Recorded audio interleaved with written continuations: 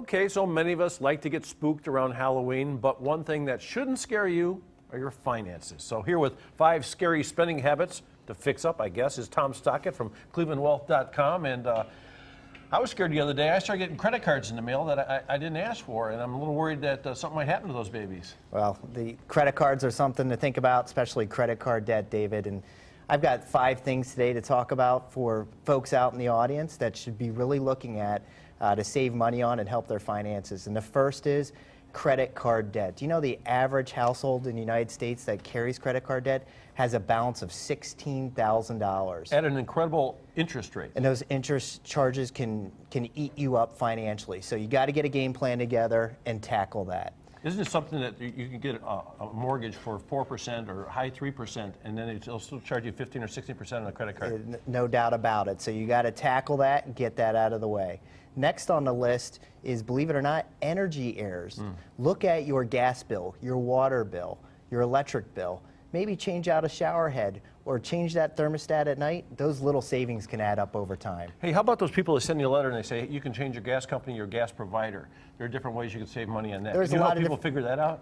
There's a lot of different ways you can research stuff. I'm not an expert in that, but there's a lot of websites out on the internet that can really help out with that on gas savings, no doubt about it. Yeah, you figure you save $70, that's quite a bit of money, right? It adds up. That's 13 days of a family's electric bill in a year. So, you know, you gotta pick out these small things. They add up over time, over the course of a year, over the course of a decade, to really help. And the small things are really, they really have an effect on people who are on fixed income. So I imagine, you know, you talk about Social Security and that kind of thing. That's another important area. Now we're to a really important part here, David, and that is when you choose, for retirees, when you choose to elect to take your Social Security. I guess you can if you want it at age 66. Well, that's full retirement age, up to 67 right now, okay? You can take it as early as age 62 or as late as age 70. Let me tell you this, there's a 76% difference in benefit between taking it at age 62 and age 70. 76%?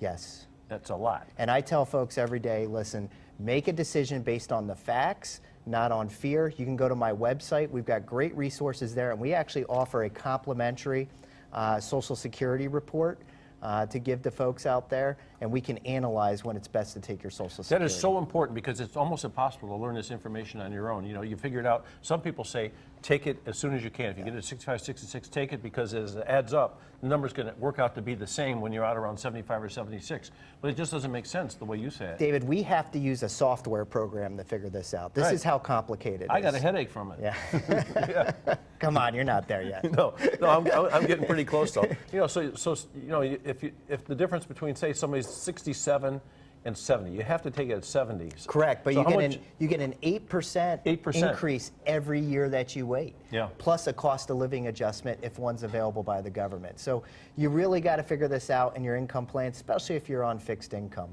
But let's get back to something else that affects those younger folks out there. Let's talk about gift cards. Oh yeah. $45 billion of gift cards. They've not been used since 2005. So that's left on the table. Yeah. Check your wallet. Do you have any unused gift cards in there? And then lastly, ATM fees.